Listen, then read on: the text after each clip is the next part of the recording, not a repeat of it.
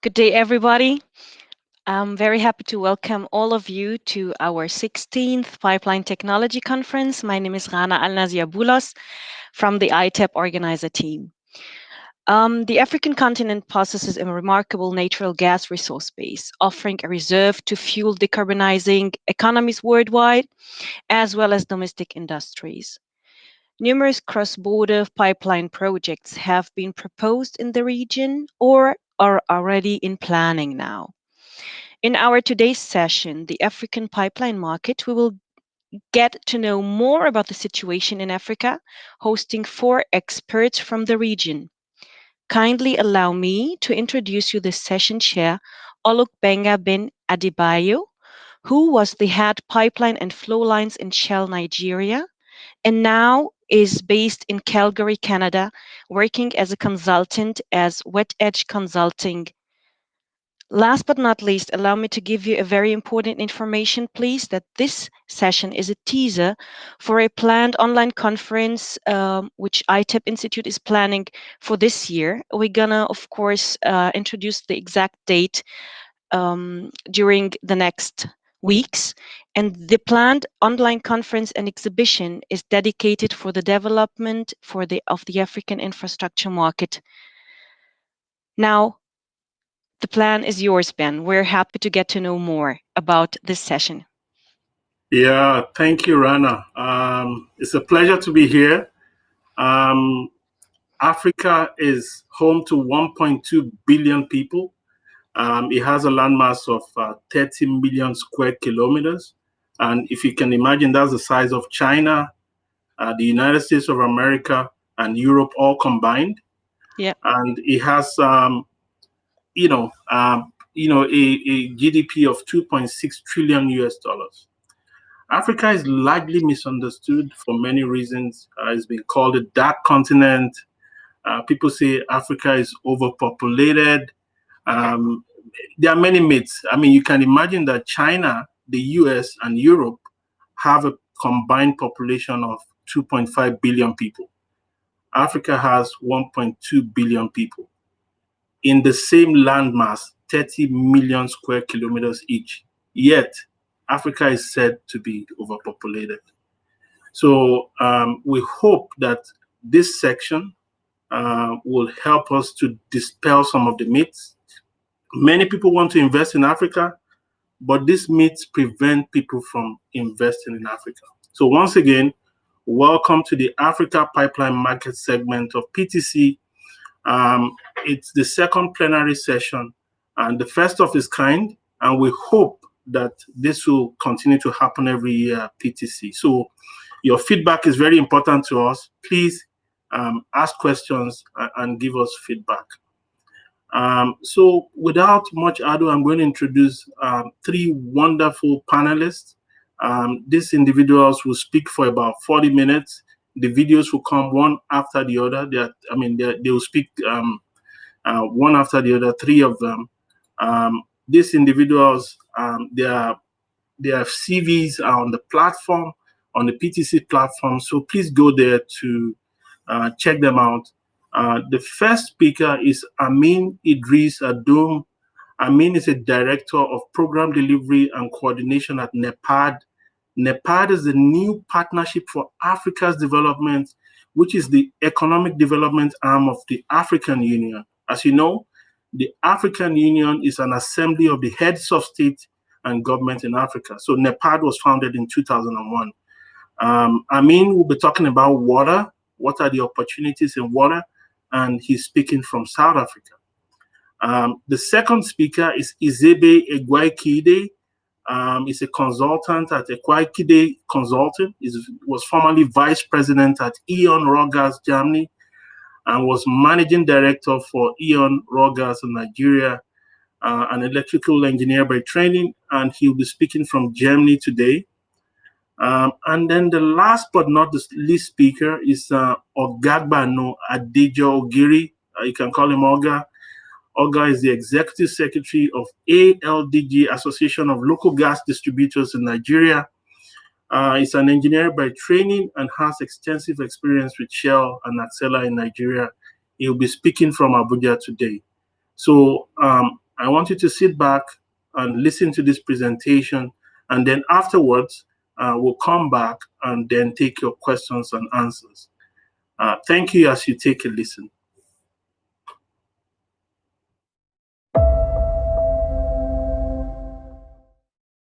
Good morning, everyone. My name is Amine Idriss, and I'm Director of Program Delivery and Coordination in African Union Development Agency. I'm going to talk to you about the opportunities for investment in water supply and water supply actually through pipe, the pipe. So in Africa, fresh water is available in lowest rate among other water types, and recover only 5,000 meter cube per year of the demand per inhabitant. So beside disease linked to the water quality are numerous and affect a large number of people, namely diarrhea, cholera, malaria, typhoid, guinea worm, bilharzios. There are many diseases. So contaminated drinking water is estimated to cause around 500,000 diarrhea deaths each year around the world, with 361,000 children aged under 5 each year. Africa is the continent with the highest actual diarrhea death rate, as well as malaria death. So if you look to water supply, and especially water resources in the continent, Africa has about 5,000 million meter cubic of water from rivers, lakes, and groundwater. Only 5% of the available resources is used for power generation, population supply, and irrigation. In addition, the continent has more available water resources in the middle and southern part of the continent compared to the North Africa region, with a precipitation rate average of 1,000 millimeters per year. These areas, named Sub-Saharan Africa, have the largest transboundary water basin in Africa as well, which is favorable for agriculture and developing different sectors, and specifically using as well supply with a pipe. Therefore, Africa has contrast in water crisis. While other regions are suffering with food, others are also facing scarcity and droughts, which affect agriculture sector and ends up to hunger.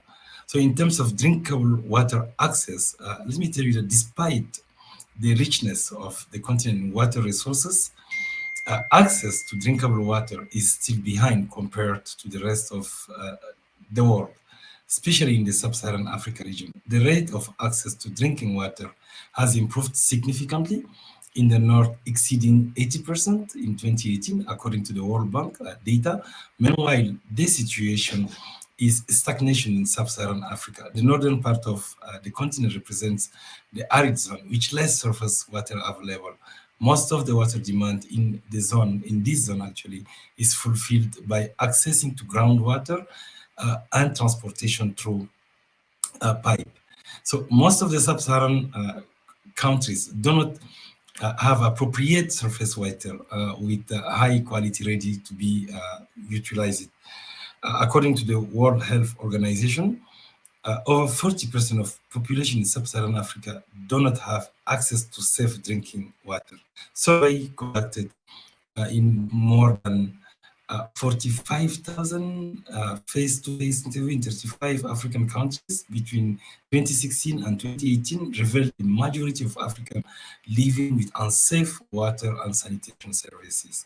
Therefore, how do we really address the issue of transmission and distribution and utilizing actually the pipe technology? In Africa, water supply sources are formed by piped water, I would say, stand post, wells, boreholes, surface water, and vendors as well. So piped water is the main used compared to other form of water supply. However, the access to the piped water is still very low.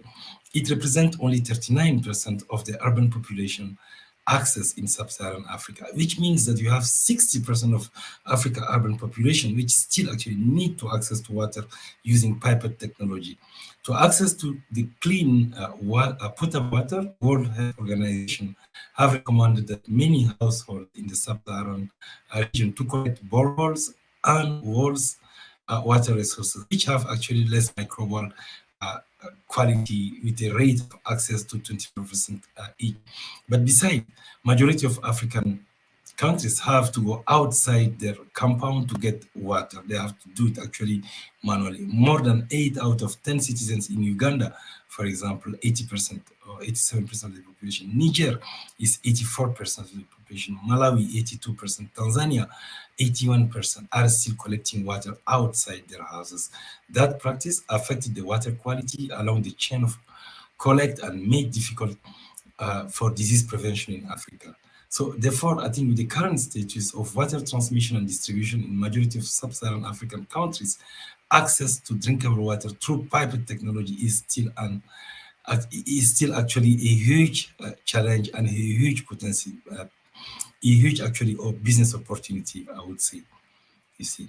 Now, what are the challenges that we may face in majority of sub-Saharan African countries that have access to water and sanitation? Actually is quite a serious issue because policies and programs are not really well managed. However, to implement those programs and those actually policies, they really need access to financing. They also need really to address their own internal business environment challenges. So access to drinkable water, utilizing water abduction projects are available at the continental level, at the level of every country. However, the quality of those projects are far from being able to attract appetite from investors, for investors to support its implementation. We believe at NEPAD that there are few opportunities that we can actually help our countries to address, and business communities as well, to address those opportunities. Among them, we really need to work with most of the countries to develop a strategy on assisting them to build their own capacity, but also to mobilize actually resources. And that will be done through an instrument that we have developed that's called SDM, Service Delivery Mechanism, that help countries really to develop projects and to drive them in a way that they will become ready for bankability and therefore attract investors. So if you ask me, ladies and gentlemen, I will tell you that definitely in this continent, there's a huge potential for investing into the pipe and increase really the pipe market, make it big. But investment opportunities are not only in the oil industry, they are also in water industry. And I thank you.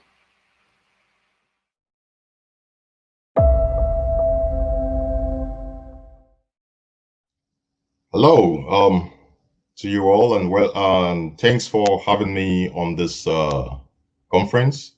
I'm Izebe Egwaikhide from Egwaikhide Consulting in Düsseldorf, Germany, and I will be basically giving you a presentation on African pipeline infrastructure. It's going to be an overview of the available gas master plans and projects on the continent. Since I have other panelists on this program, I'll basically reduce my presentation to specific countries on the continent, which I believe will be interesting to you. I've structured this presentation around a brief presentation of African gas pipeline targets, that's continental targets. Then I will go into country presentations and examples for Nigeria, Equatorial Guinea, Mozambique, and then briefly discuss technologies of interest and round up the whole presentation with an outlook on green hydrogen in Africa and the role gas pipelines on the continent can play in the development of green hydrogen fuel as a net zero scenario for Africa. Now, let's basically look into African gas pipeline targets. With a population of over 600 million, and proven gas reserves of over 500 trillion cubic feet. Africa has a large potential for the development of its gas infrastructure, but also of gas pipelines. That is both national, cross-border pipelines and regional pipelines, as we will see later. And the target of these gas pipelines are to help the continent reduce its energy costs, which are currently very high due to the importation of diesel and PMS, but also meet its the national determined contributions African countries have made with regards to the Paris Climate Agreement. So we will be looking at pipelines of different categories. So we'll be looking at gas gathering, transmission and distribution pipelines.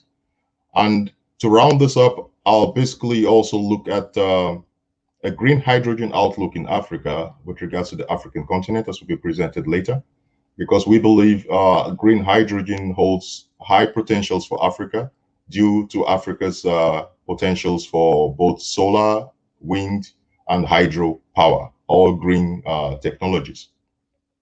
So let's take a look at the sort of potentials gas has for Africa in terms of economic development. Now, what you see here is like a value chain for gas in Africa. And one of the key potentials for gas is to act as a transition fuel, for example, in gas to liquid for the production of diesel and petrol for today's transportation industry. We have gas-based petrochemicals, but then also we have obviously the key driver, the supply of gas-based power, that is gas to power. And then as a future outlook, a transition to power to gas, green hydrogen and the likes, which could also be integrated into the pipeline infrastructures we are looking at in this presentation. Now, looking at a particular overview of the current situation in Africa with regards to pipelines and the planned pipelines on the continent. Examples for existing pipelines are the West African gas pipeline that runs from Nigeria all the way to Ghana. And the outlook for extending that pipeline is the Nigerian Moroccan pipeline, which is planned to extend the West African gas pipeline along the West African coast. But then you have other pipelines like the pipeline connecting Mozambique and South Africa, and the plans to create the African Renaissance gas pipeline, which will basically run as a national pipeline through Mozambique into South Africa, and then provide tie-in pipelines into countries like Zambia, Zimbabwe, and the likes. So we will go into this later. What you have here also on this slide is an overview of planned liquefied natural gas, floating liquefied natural gas projects, which will obviously have an effect on offshore pipeline development, as those projects need to have gas supply to them through feed gas pipelines. Now, a specific look at Nigeria. One of my panelists will be talking about Nigeria, since he's from the Gas Association there, so I won't dwell on Nigeria for too long. The Nigerian gas pipeline projects were partly developed around the Nigerian Gas Master Plan, and the goal of that project was basically to develop a trans-Nigerian gas pipeline network from the southeastern part of the country, where we have most of the gas reserves, and then all the way to the north. And then this gas pipeline is supposed to tie into the trans-Saharan gas pipeline, which would then take gas from Nigeria through Niger all the way to Algeria, with an initial intent to supply gas onto Europe. So besides that, you have the West African gas pipeline I mentioned earlier on, and then you have other pipeline projects which have been developed since then. You have the Nigeria-Morocco gas pipeline, which I mentioned, the Dangote refinery, which is one of the largest refineries under development in the world today, also has an integrated 1,100 kilometer gas pipeline, subsea pipeline network, which obviously is quite an interesting project because that pipeline is actually the largest subsea pipeline infrastructure in Africa today under development. The key pipeline development in Nigeria is currently running is also the Jakarta-Kaduna-Kano pipeline, which basically takes gas from the southeastern part of the country, as mentioned earlier, and supplies gas all the way to Kano in the north. Over 614 kilometers of pipeline development. This pipeline is currently under development. It took quite a while to get it to that point, and we expect this pipeline to be completed sometime 2023 on the current planning. To take us further to other projects, there is a key interconnector, 48-inch and 127 kilometer gas pipeline, the so-called OB3 pipeline in Nigeria, which is currently also under development. This pipeline has been very challenging because it's using horizontal directional drilling, HDD technologies, to pass basically 2.8 kilometers under the river Niger. So a very challenging project, which has resulted in the EPC contractors being changed along the way. But we hope this project will be completed soon. Now, having talked about specific projects on the Nigerian in Nigeria, I would like to take a look at the region, the West African region itself. What you have here is a presentation of the planned electricity network overlaid with the pipeline infrastructure, both planned, existing, in blue. And the target in West Africa is basically to take gas from the southeastern part of Nigeria, which I've marked now in red, through pipelines, through the OB3 pipeline I mentioned earlier, to the southwestern part of Nigeria, and onwards through the West African gas pipeline. On the other hand, you would then see the extension onto the Nigeria-Morocco gas pipeline coming in future. Parallel to that, we have the South-North pipeline with the AKK pipeline I mentioned earlier, which then ties on into the Trans-Saharan gas pipeline.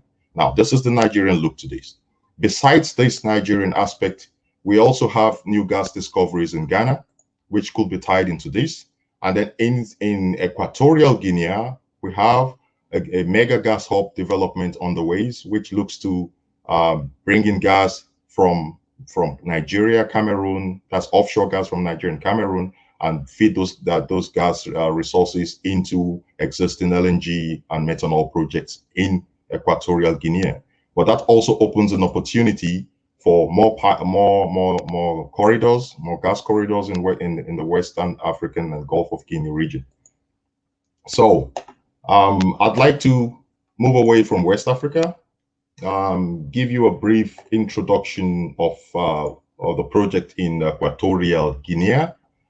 Interesting about Equatorial Guinea, obviously, is this offshore gas mega hub I mentioned earlier, which is basically a 70-kilometer offshore subsea pipeline infrastructure planned to bring about 600 billion cubic feet of gas from gas fields roughly 30 kilometers offshore to projects on the Bioko Island in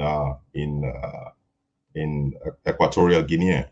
The final investment decision for this project has been met in April 2019, and so that project is currently in good shape. So Mozambique, obviously, is another important country in the Western African region. Mozambique has emerged, in the southeastern African region. Mozambique has emerged as a key gas hub in the southeast of Africa. It's potential for decarbonization of that region is quite high, combined with hydropower. And there are also very high potentials, as you will see in this presentation, for cross-border pipelines, regional pipelines, running from both Mozambique and its neighboring country, Tanzania, which also has recent high gas resources confirmed. So Mozambique is planning the African Renaissance gas pipeline, which is basically a 2,600 kilometer cross-border terrestrial gas pipeline, which would connect Mozambique with South Africa. South Africa, a country, a major economy in Africa, in their need of more energy resources. This pipeline would also help South Africa reduce its reliance on coal and put it on the path to meeting decarbonization and net zero emission targets in future. As I mentioned earlier, one of the key things about the Mozambique Africa Renaissance gas pipeline is also that this pipeline could feed into countries like Zimbabwe, neighboring countries like Zambia, and then basically also if an integration is later made with pipelines out in Tanzania, where you have a plan to link up Tanzania and Kenya through a cross-border pipeline, you would have an extended Eastern African, Southern African pipeline network infrastructure in place that could play a very interesting role in the decarbonization of that whole region. I've skipped a few slides here. One of the slides I would like to present, going back to Nigeria briefly, is this Dangote project I mentioned earlier. The Dangote Refining and Petrochemical Project plans a very large subsea gas pipeline network. And one of the things about this project is also that it has a further 9 subsea pipelines planned with about 100 kilometers in length in water depth of up to 40 meters. This is just to give you an idea as to the sort of technologies that are being deployed in Africa today and the sort of technological challenges we face. Now, I've mentioned the outlook on green hydrogen in Africa and what, for example, blending of green hydrogen in these developed natural gas pipelines could do for the continent. An increase in the number of pipelines means an outlook for a corridor for supplying green hydrogen into different sections of Africa, creating a market for cleaner fuels and cleaner commodities on the continent. The technological challenges that arise from the projects I've presented to you and the sort of pipeline technologies that are going to be in use are listed on the slide. What you have are basically a mixture of gas compressors, gas treatment solutions. I mentioned the horizontal directional drilling technology being used for the OB3 pipeline in Nigeria a few minutes ago. Of interest, obviously, for places like the Niger Delta, pipeline security technologies, pipeline leakage detection and management technologies. And then when we go into LNG, we are looking at cryogenic pipeline technologies, basically LNG at minus 160 degrees Celsius. And if you go further into future scenarios with green hydrogen, you'll be talking about cryogenics, basically pipelines able to handle temperatures of minus 252 for hydrogen, liquid hydrogen and the like. So this is an overview of what the current situation is like in Africa. I believe there are enough opportunities for us to take this a step further and ensure that Africa has the sort of fuel and pipeline infrastructure for energy supply, creating corridors that tie in not just the coastal countries, as you saw in the slides earlier. In the slides I made earlier, I'll go back to the slide with the African map as to round this up. Most of the countries that are labeled in blue in the slide are the countries who currently have gas reserves. And what you'll notice, these are coastal countries. So the landlocked countries need gas supplies, and those gas supplies can be brought to them through the pipelines. The existing pipelines, on the other hand, create an outlook for a future network of pipelines, which could then be used to transport green hydrogen, other green fuels, especially gas-based, from the landlocked countries back to some of these countries who currently rely on fossil fuels. So there is a good outlook for those pipelines and a long-term outlook for those pipelines to be of significant importance to the economies of Africa if developed as planned today. And if we go through that step of integrating the pipeline, the national and the cross-border pipelines into regional pipelines. I hope I've given you an overview of what the continent promises. I've tried to make this somewhat fast to give you this to be able to go into different countries. But obviously, in the session coming up, you will be able to ask questions. I've made the slides available, and I look forward to having you ask your questions as we move forward. So I'll be rounding up here. These are my contact details, but I believe the conference organizers will provide these to you accordingly. So I thank you very much for listening, and I look forward to your discussion, to the panel discussion, and to your questions as they arise. Thank you very much.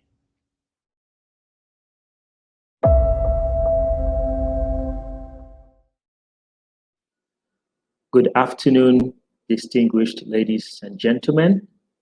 My name is Oga Adejo-Ogiri, and I am excited to be here at the 16th Pipeline Technology Conference and to present virtually a topic and share my thoughts on natural gas markets in Nigeria, opportunities, challenges, and outlook. Nigeria is one of the largest gas provinces in the world. It has 203.4 TCF of proven gas reserves, which makes it the 8th largest holder of gas reserves in the world and also the largest in Africa. And these reserves could potentially be much higher because studies show that there is an undiscovered potential that could place Nigeria at 600 trillion standard cubic feet, making it the 4th holder only after Russia, Iran, and Qatar. Nigeria is also a top gas producing country and produces about 7.85 billion standard cubic feet per day of gas, which makes it the 11th top gas producing country in the world and the 2nd in Africa this time, after Algeria, which is the top gas producing country in Africa. The next slide attempts to talk about how Nigeria's gas production is utilized. Out of the 7.85 billion standard cubic feet per day of gas production, about 8.5% of that is flared because of lack of solutions to capture flare gas, and also because prior to now, we had policies that allowed gas producers to flare gas. However, that is changing with plans being put in place by the government to ensure that the flare down policy is fully implemented and to eliminate gas flaring completely in Nigeria. 32.5% of the gas produced is further reinjected back into the ground or used for gas lift to increase recoveries or as fuel gas, while the balance is supplied and sold into the market via the transmission and distribution pipeline infrastructure. A huge chunk of that, 44% of Nigeria's gas, is exported via the LNG plant in Nigeria and the West African gas pipeline, which supplies gas to neighboring countries of Benin, Togo, and Ghana. The LNG, however, is exported to all over the world, plus countries and continents as far as Asia, Europe, and other places that require gas. The domestic consumption is barely about 15%, and which is distributed through the Nigerian Gas Marketing Company and local gas distribution companies, which now utilize that gas for power generation and supply via the grid, or to supply gas to industries who use it as a feedstock for fertilizer or methanol, or to other commercial users who require gas for heating purposes or to generate their own power. The structure of the Nigerian gas sector is similar to what applies all over the world. We have an upstream sector where the international oil and gas producing companies, and now with some indigenous companies, produce gas from dedicated gas wells or separate associated gas from oil wells that have gas dissolved in them. We have the midstream sector, which is where you have the processing of the gas to clean up the gas and put into the distribution, the transmission process of the gas. We also have the transmission pipelines, and we also have the LNG sector. These all come under the midstream sector of the Nigerian gas industry.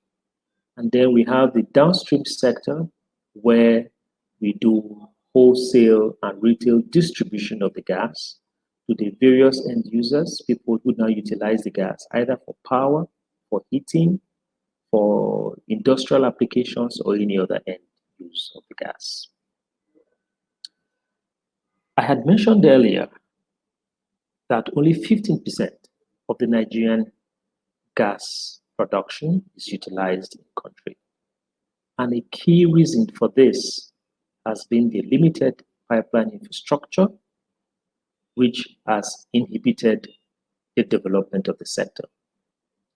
As can be seen on the map, the map on the left side, the Nigerian pipeline infrastructure footprint is quite limited, with most of the pipelines actually bringing gas from the fields to the LNG plant, which is primarily for export, and a few pipelines taking gas from the gas fields in the south to the Lagos part of the country. Lagos is the commercial capital of Nigeria, which is the southwest. There is also a pipeline bringing gas to the center of the country, in Ajakuta, where we have a few gas-fired power generation plants. Comparing that to the map on the right, which is a map of continental Europe, we can see how sparsely populated, the sparse population of pipelines in Nigeria as compared to Europe, where you have an extensive network of gas pipeline infrastructure. And just to put this in perspective, the table below shows other countries with similar landmass like Nigeria, and also compares the length of gas pipelines they all have. Nigeria, with almost 1 million square kilometers, has just about 4,045 kilometers of gas pipeline. Comparing with Egypt, which is almost of similar size, Egypt has almost 2 times the length of gas pipelines as Nigeria.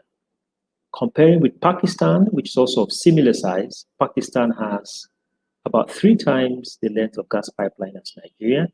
And comparing with France, which is about 1/3 of the Nigerian landmass, France has about 4 times the length of gas pipeline as Nigeria. It's important to note that most of these countries, apart from Egypt, are not necessarily gas-producing countries. So for Nigeria, who has a lot of gas, there's a lot more scope to have a lot more pipeline network in the country.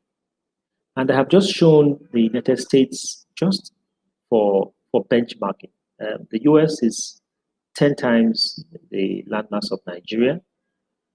but with a pipeline length of almost 400 times that of the Nigerian environment. This just begins to show that the scope for more pipelines, to take gas to various parts of the country. And we'll talk about what can be done to enable that in the next couple of slides. Apart from the limited pipeline or the skewed coverage, there are other issues, other challenges that have also hindered the Nigerian gas industry prior to now. One of that is the poor interconnectivity of the limited existing transmission and distribution network. We also have another key issue is the price regulation across the value chain. As of today, the price of gas is regulated in the Nigerian environment by the government. So this means there's a lack of a competitive market-determined price for gas molecules and also for transportation and distribution tariffs, which has hindered the development of the gas industry, as we have seen in other climes. The Nigerian domestic market has the power sector as the largest off-taker. The power sector consumes about 60% of the total gas supply to the domestic market. However, because of lack of cost-reflective tariffs, the power sector has been unable to pay its bills with significant unpaid debts. This has further affected the commerciality of the gas sector and has affected gas to power, the gas to power part of the industry. Finally, just to mention the lack of clear policy and regulatory framework prior to now, which has affected the development of the gas industry. For example, there is still some uncertainty around the fiscal terms for PSC, which is production sharing contracts for gas in other PSC fiscal regimes, which has affected or not giving the right signals to investors who will require who will look to make long-term investments in the gas sector. Despite the challenges, some remedies have been adopted so far, and I will mention quite a couple of them. Some 10, 12 years ago, the Nigerian government came up with the Nigerian Gas Master Plan. The Gas Master Plan is a series of policy interventions to kickstart a viable domestic gas market with the attainment of full liberalization.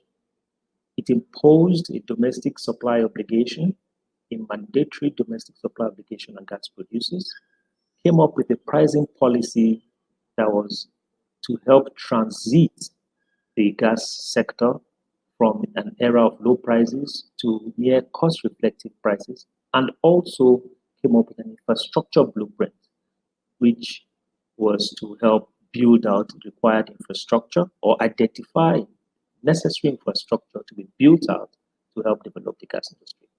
This is still ongoing as substantial progress has been made so far. In 2017, the Nigerian government came up with the National Gas Policy, which articulated the vision of the federal government of Nigeria in the gas sector, set goals, strategies, and implementation plan for the introduction of an appropriate institutional, legal, regulatory, and commercial framework for the sector. Some 2 years ago, the government also came up with the National Gas Flare Commercialization Program, and this was specifically to eliminate gas flaring, which I had mentioned earlier, that about 8.5% of Nigeria's gas production is wasted through that. And the plan was to get technically and commercially sustainable gas utilization projects developed by competent third-party investors through a competitive and transparent bid process. That process is still ongoing, and very soon we hope to see results of the winners of that process. We also have the power sector roadmap. Recall I just mentioned that the power sector consumes 60% of the gas supply to the Nigerian domestic market. So it became imperative that the power sector must be fixed if we need to fix some of the issues in the Nigerian gas industry. And this power sector roadmap consists of policy actions, operational and financial interventions to be implemented by the federal government to attain financial viability of the power sector. Just last year, the government came up with another program called the National Gas Expansion Program, which was to deepen the penetration of gas and stimulate demand across the country.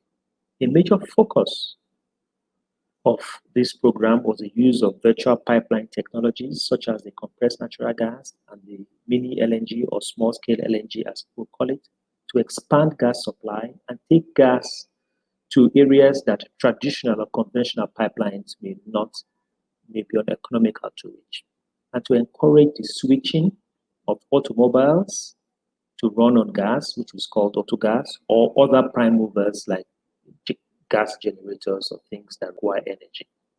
And finally, there is a bill currently before Parliament called the Petroleum Industry Bill, which seeks to replace the outdated Petroleum Act of 1969, which governed the oil and gas sector up till now. And this bill introduced pertinent changes to the governance, administrative, regulatory, and fiscal framework of the Nigerian oil and gas industry, with the objective of ensuring transparency, strengthening the governing institutions, and attracting the required investment capital to grow the sector. Having said this, what investment opportunities abound in the Nigerian gas sector? I would say that about 50% of Nigeria's proven gas reserves is required to be developed over the next 20 years to meet Nigeria's gas aspirations. This will enable an additional 15 billion standard cubic feet of gas supply to the already existing gas production to meet the following demand projections. 5 billion standard cubic feet of gas required to add 20 gigawatts of additional gas-fired power generation. And just to put this in context, Nigeria has a population of 200 million people, but with only 5 gigawatts of electricity from the grid. It is estimated that about 30 gigawatts of self-generation, about 30 gigawatts of self-generated electricity using very expensive and dirty fuels such as petrol and diesel. The plan is to replace all that self-generation with more efficient and cheaper gas-fired power generation using our gas.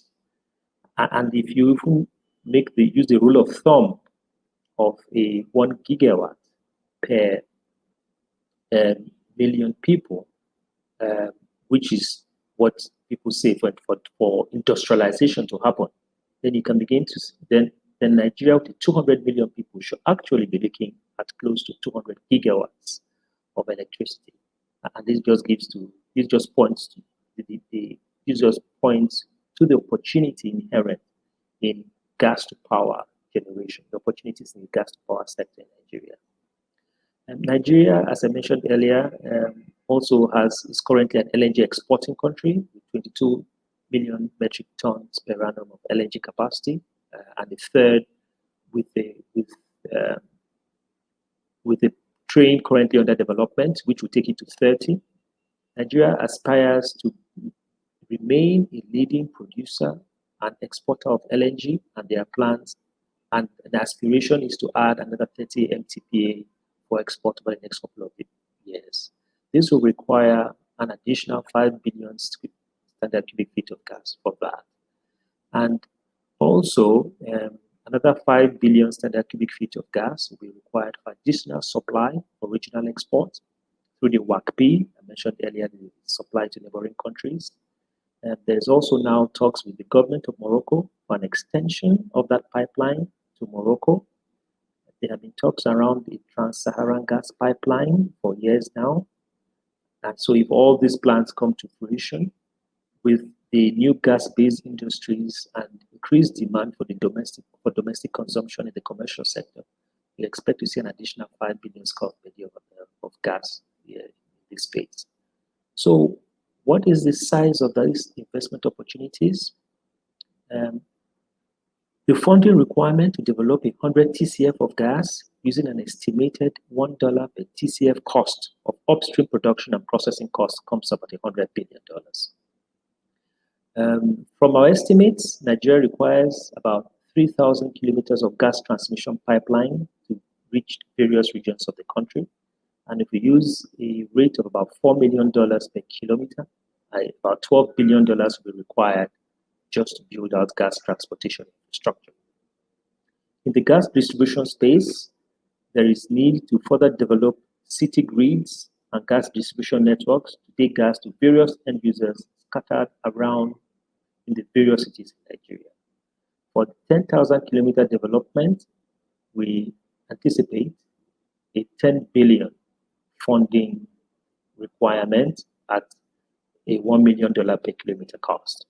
This brings the total investment requirement of $122 billion to unlock our gas supply, to build gas supply infrastructure and unlock the gas supply potentials, and placing Nigeria as a top 5 gas producing country. It is important to note, though, that this investment, these figures are exclusive of the projects to utilize the gas, such as the 20 gigawatts of gas-fired generation, which on its own is another $20 billion, or the 30 million tons per annum LNG projects, which on its own is another $30 million.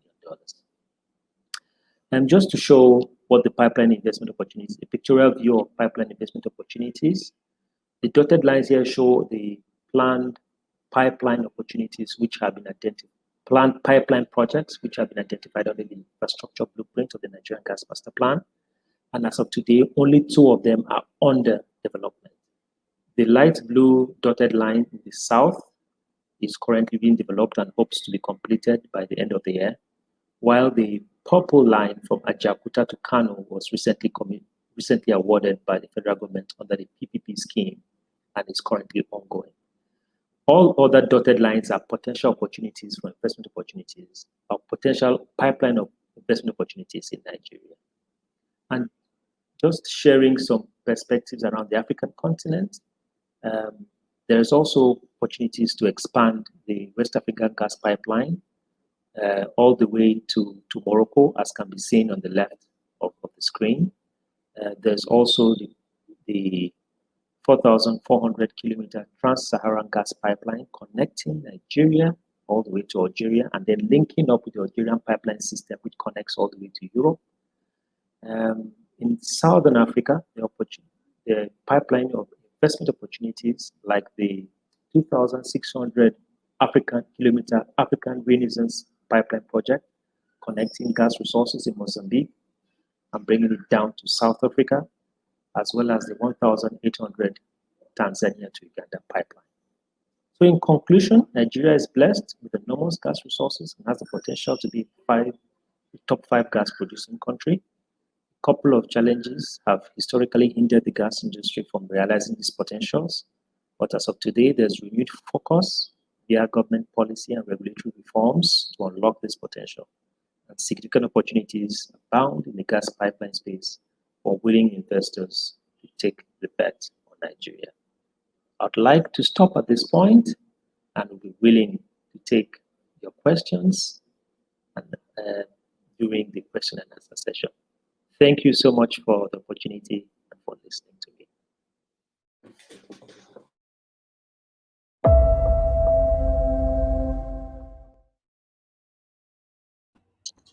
So once again, thank you very much for listening to our 3 panelists. I can introduce them once again. So we have Amine. Amine is the Director of Program and Delivery in NEPAD. We have Izebe, who is a consultant, who was former Vice President of Eon Gas, Raw Gas in Germany, and MD Nigeria. And then we have Ogagbano, a consultant who has worked with Shell for quite a number of years. Like I said, we are going into the Q&A session right now, and this is an opportunity for you to please ask us questions. It is through these questions that we're able to address your challenges with investing in Africa. Africa is really large. is so large that we cannot cover everything in 90 minutes. So your questions will help us to focus. So welcome again, dear panelists. Let me start with you, Olga. So you know, what are the key constraints, if unlocked, that can transform the gas industry in Nigeria? Okay, thank you very much for that question, and I think it's a very important and relevant question.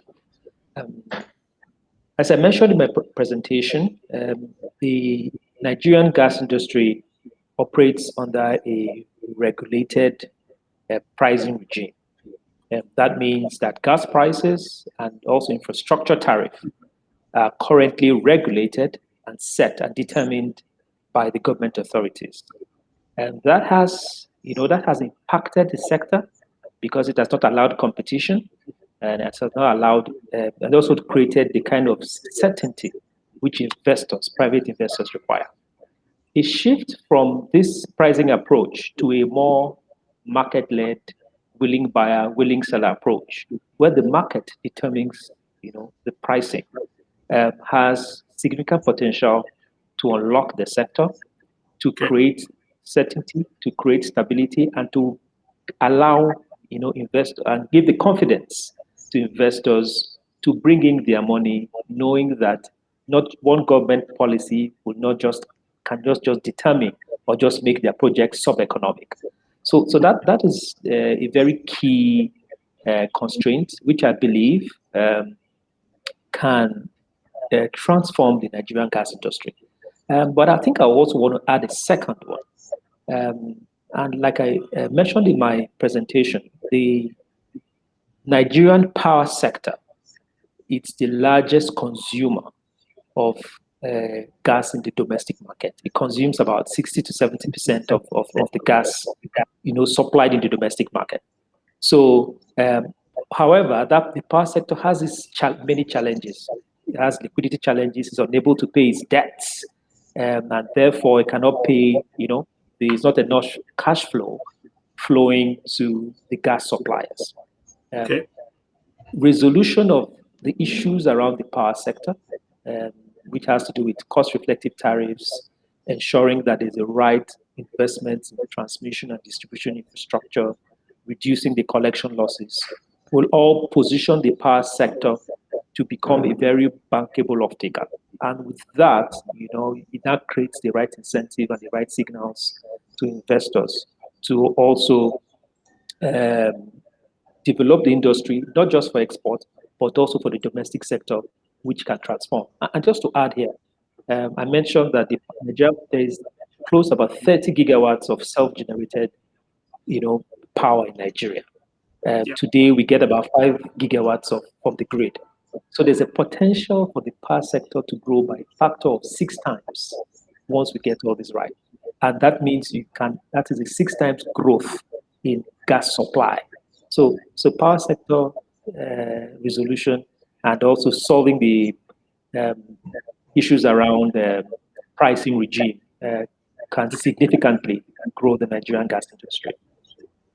Thank you for that, Oga. I can feel your passion because I see that there's significant opportunities for investors in the gas market and in the power sector in Nigeria.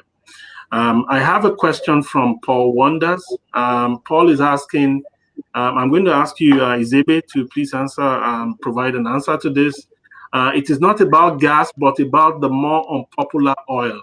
What is happening on the EITEP project in Uganda, Tanzania, one of the biggest upcoming pipeline projects on the African continent?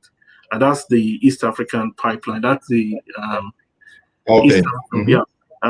So just to tell our Izebe, just tell our audience that we in the process of choosing what we're going to talk about today, because the subject of Africa is truly large, we narrowed down to 2 opportunities, and that is gas and water, because we felt that these were areas where there was development opportunities, And it's not that we want to avoid oil, but we just focused primarily on gas and water. So Izebe, please could you help Paul understand what is happening about ECOP project? Okay, the ECOP project is basically a pipeline that is supposed to take crude from Uganda through Tanzania and out for export. If I remember correctly, it's supposed to be about 1,500 kilometers long, and it's actually a heated pipeline. It's a heated pipeline because it's supposed to take crude with high viscosity out of Uganda out of to the port in Tanzania. Initially, they thought of a corridor through Kenya, but later chose Tanzania as the export point. The FID for that project is actually, based on last report, is actually due this month. So the initiators of the project was besides the Kenyan government, you have Total, and then you also have the Chinese. I believe the Chinese Sinnock was also involved in that. Okay. So the project is progressing. There was an agreement signed last year between the Kenyan government and the consortium developing the project. And the outlook is that this project construction will start sometime end of this month, early next month. And construction might run till the late 2023s or 2024 if it goes as planned. Okay. We could also dig up a little bit more on that, but that I believe are the core details. So the focus is that what you have is a few pockets of oil in Africa, but gas is what is truly needed when we're moving away from high carbon footprint. Gas has less footprint, if I'm correct. It's not just that. I mean, if you look at gas, what we need in Africa is power, right? Okay. So, and then when you talk about gas interconnections between countries in Africa or regional pipelines, what we are doing with those pipelines is bringing gas mostly to power stations and to power industries. Crude is normally requires refineries, which most of the African countries don't have currently in place. So you would need to refine crude into diesel and PMS, which have, as you said, higher carbon footprints, which is what we don't want right now. Okay. Thanks, Izebe. Let me switch to water for now. Thank you for that presentation on water. I know that water is a big deal in Africa. And, it's just providing people with clean, potable water can prevent a lot of diseases in Africa. And so for the attendees of PTC this year, what are the investment opportunities that they can have if they look into the water pipeline industry in Africa? Thank you very much, actually. When it comes to, I hear actually people saying what Africa needs is energy, definitely. That's for sure. There is no even discussion about that.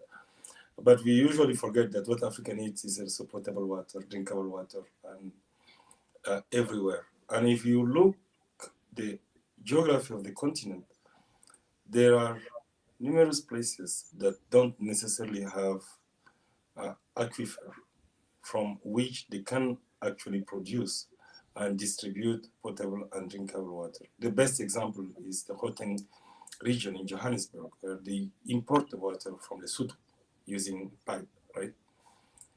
And if you go to the Sahel region, we definitely have the same challenge.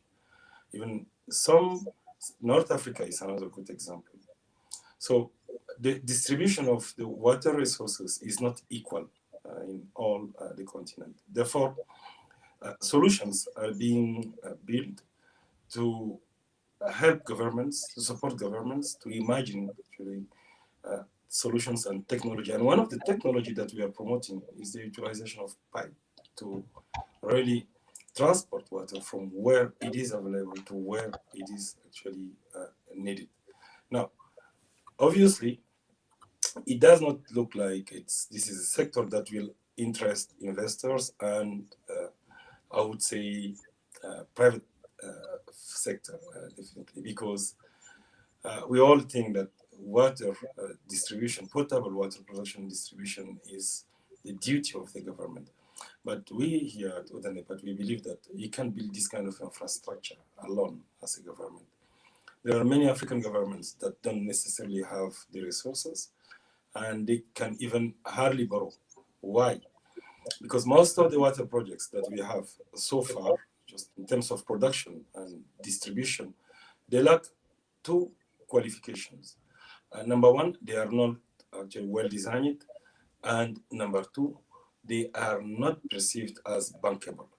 So what we are doing for us actually is to support governments through a mechanism that we have created, which is called SDM, Service Delivery Mechanism, that we use for other infrastructure projects like roads, railway, bridges, or social infrastructure projects. So we are using this methodology and those instruments to support governments to pretty well design their projects and help them, work with them to bring the project to the level where it can actually get financial close normally. Okay. Financial close, that means that there is another thing that we need to do, which is de-risking those projects. Because obviously, while oil, actually people are ready to go and invest into oil and pipe, actually for oil transportation, because they know they know how to deal with the risk.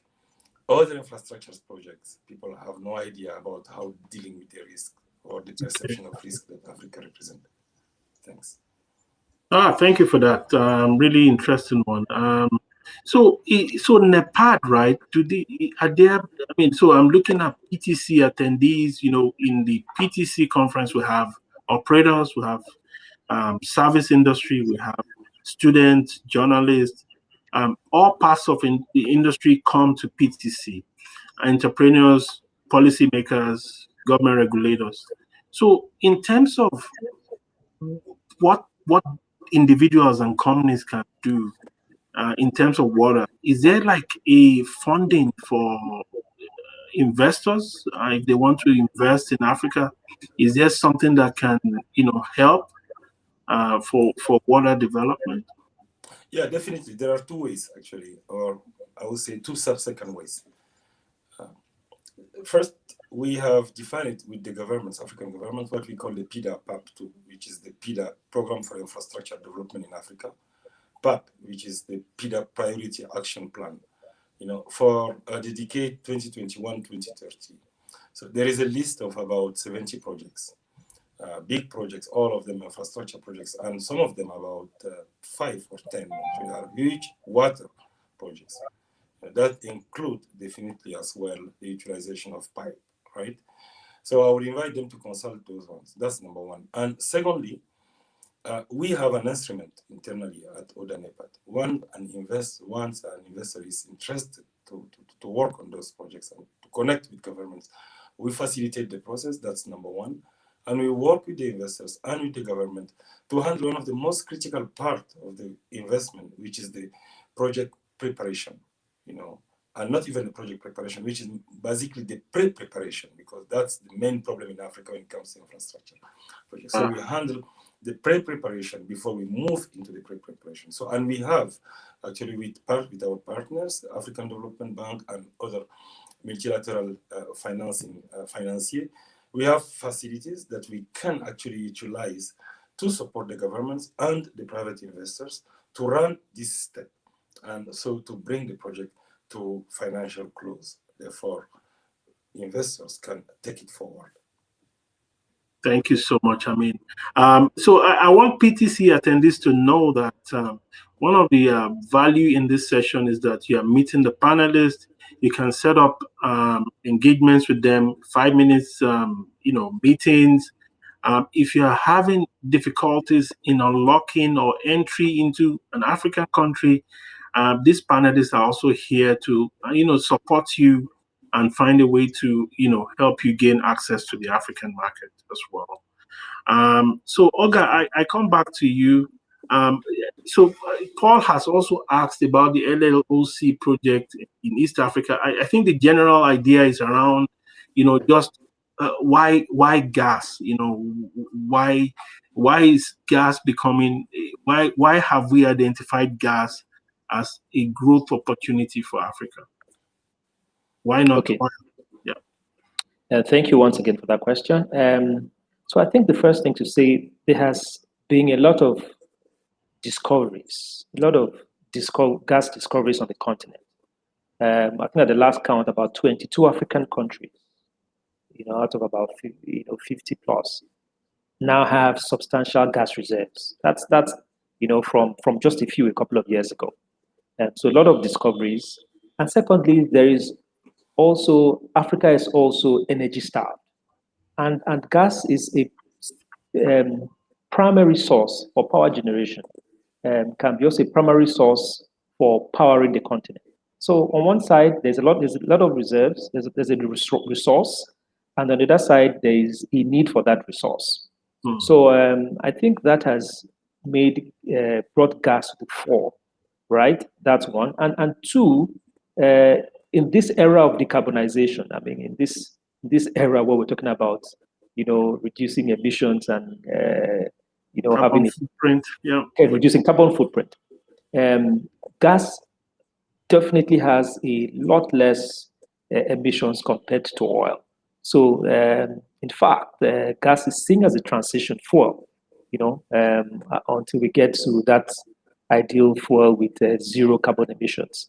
So I think all this has helped to put focus on gas. Resources are there. It's potentially a good platform to power the continent, and at a cheaper, and much lower cost to the environment. So I think that's part of the reasons why we're seeing the focus on gas for now on the continent. Thank you. So what we're saying is, in essence, is that for the PTC attendee, there are opportunities in Africa. Watch out for gas. Watch out for water. These are where the opportunities lie in the future. So let me go to Izebe. Izebe, you specifically mentioned Nigeria, Equatorial Guinea, Mozambique in your presentation. Are there no other hotspots for pipeline development in Africa? As Olga mentioned a few minutes ago, obviously, key areas where you will see the major pipeline developments are where you have gas and oil discoveries. You just mentioned LLCOP, where you're trying to get gas from Sudan, oil from Sudan out through Kenya. But then on the other hand, you have gas discoveries in Mauritania, in Senegal, huge discoveries up the Western African coast. And you have the intercontinental connectivity requirements for gas commodity, for trading gas as a commodity on the continent, right? Which means that to create a market, you need to create the physical infrastructure for the molecules to flow. So there is going to be an increased development of pipelines along the Western African coast. I mentioned the Nigerian Moroccan gas pipeline, which is now under consideration as an extension to the existing West African gas pipeline. So that would link up Nigeria with gas reserves in Ghana, and then up the way to gas reserves in places like Gambia, Senegal, Mauritania, and then you're looking at Morocco. Now, we used to talk about trying to do pipelines to export gas from Africa to Europe. So you remember the whole discussion about the 4,000 kilometers plus trans-Saharan gas pipeline, right? But now the focus is much more on trying to power industries on the continent, especially landlocked countries like Niger, without own gas reserves or significant gas reserves at this point in time. So you've got not just, you're talking about Senegal, but then if you go down the Western African coast, you're also talking about places like Gabon. You're talking about Angola with its own gas reserve, some of those offshore. Then you're talking about Namibia, which also has gas reserves offshore. So a lot of these pipelines are also going to have the characteristics of being subsea pipelines. The Nigerian Morocco pipeline is going to be subsea in character. So we will be looking at technologies that allow us to do a lot more of this subsea pipeline. The Dangote refinery is doing a very long pipeline. I mean, one of the longest subsea pipelines on, I believe, the longest so far in the continent. So we will see some of these pockets develop. Yeah. And as Oga mentioned, more and more countries are coming up with discovering gas on the continent. Okay. And then there's the outlook I mentioned on what do we do when we start having we then need to pipe hydrogen, right? Yeah, well, I was going to ask you because you mentioned an outlook on the integration of hydrogen to gas pipelines in Africa in your presentation. Can you give a brief statement on what is so for someone coming to PTC today? What are the opportunities? What's the status of hydrogen as a fuel in Africa? Oga mentioned an outlook on the net zero emissions fuel, right? Yeah. And the whole world is looking at hydrogen as a solution. What you see on the African continent today is a very large landmass with very good solar and wind resources, exceptionally good solar resources, exceptionally good wind resources in areas like Morocco, Ethiopia, and so on. If you look at the wind studies for the continent, the wind maps, Namibia has very good resources. So there are already studies being done, for example, by the German government to ascertain how much hydrogen they could actually export from different countries on the African continent. So, and then some African countries like Morocco and South Africa have already drawn up hydrogen strategies. And what this means is obviously there are different media for transporting hydrogen. You could capture it in a chemical, or you could think of piping it. But the key issue is that how do we integrate hydrogen into the gas pipelines we're developing to give those pipelines also a longer lifeline. So okay. we need to look at those technologies. Thanks, Izebe. Let me ask Amine. So then I come back to Oga because I think we just have some 3 minutes left. I read a book called Prosperity Paradox by one of the best professors in terms of change, radical change, Clayton Christensen and Efosa Ojomo. And one of the things that they raised in that book was around water. There are more than 50,000 water projects that have gone in Africa, and many of them are broken down. Is there any advice you can give to someone? Because the difference is that people have to make money, right, from this stuff, right? It's not just doing charity things alone, but if it's sustainable, people can make money, then it becomes something that stays. So, right. So in terms of water, if a PTC investor is looking at doing something on the piping water, providing water, how can they make it sustainable in Africa?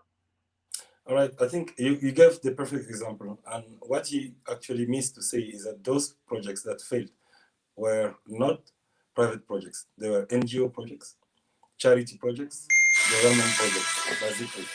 So they were not actually private sector driven projects. Now, what do we need to do to reassure actually investors that this time it could work and it's gonna work?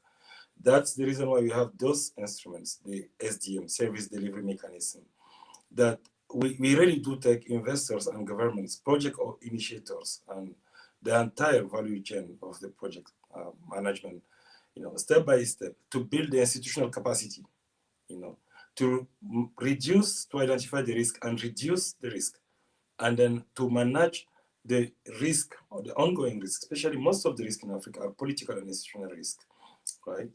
If you put aside things like logistics and transport, but there are many political and institutional risks. And that's exactly the work that we are doing to make sure that investments will not fail. Investments would actually produce return. So it's not only applicable to, we were actually a little bit struggling at the beginning to convince people to invest into infrastructures. We have run a few infrastructure projects that have actually paid back pretty well, and now investors started to see the value of what we are doing. And I think that the same process applies to water and pipe. Thank you so much, Amine. Olga, let me come back to you. You showed one beautiful slide that had the table that showed pipeline density for gas pipeline in the US and Nigeria. So you can see that, I mean, Africa has 1.2 billion people, right? Yeah. It's the same landmass, 30 million square kilometers, as the US, China, and Europe combined. So if you look at these economies, what trillions of dollars? So there's opportunity definitely in Africa. So the question now is that, in your own opinion, what is limiting the interconnectivity of across Africa in terms of pipelines? What can be done to change that? Right. Thanks for that question. And I think the first answer to that question is lack of regional economic integration. So Africa is big, but multiple countries, fragmented countries, with each one having its own jurisdiction. So multiple jurisdictions. And the problem, for you to have that interconnectivity, you therefore need economic integration. You already have that in Europe, European Union, common currency. So we haven't had that yet. That I would say has been the first challenge, of having an interconnection which we require to power the continent. We've had a few progresses. The West African gas pipeline, which goes through 4 member countries, taking gas from Nigeria through Togo, Benin, and Ghana. But it took almost 30 years, and that's because there was a regional 30 years riding on the West African, the ECOWAS treaty, which allows free flow, free movement of goods, services, and factors of production. So it's just to emphasize that is important. We need also political will, right, from the heads of the member countries to ensure that this kind of thing can happen. The second issue I would state is also tied to it is the fact that because you have multiple countries, so you're having the pipeline going to go through so many transit countries.